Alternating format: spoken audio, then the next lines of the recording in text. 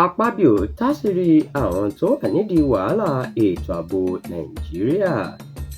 Olórí ilé ìgbìmọ̀ asòfin àgbà orílẹ̀-èdè Nàìjíríà Godswill Akpabio ti jẹ́ kó di mímọ̀ pé àwọn tí kò nífẹ̀ẹ́ orílẹ̀-èdè Nàìjíríà ni wọ́n ń bẹ nídìí ọ̀rọ̀ tí ọ̀rọ̀ fi ń ké nípa ètò ààbò ilẹ̀ wa.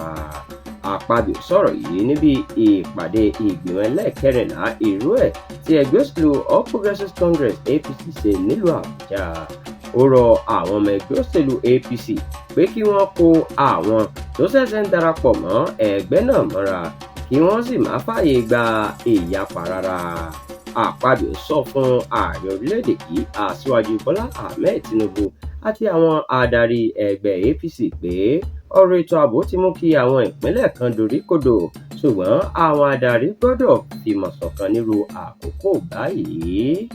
Nígbà tí ó ń kí àwọn ọmọ ẹgbẹ́ APC tuntun káàbọ̀, ó jẹ́ kó di mímọ̀ pé àparò kan ò gbọ́dọ̀ ga ju ìkan lọ o.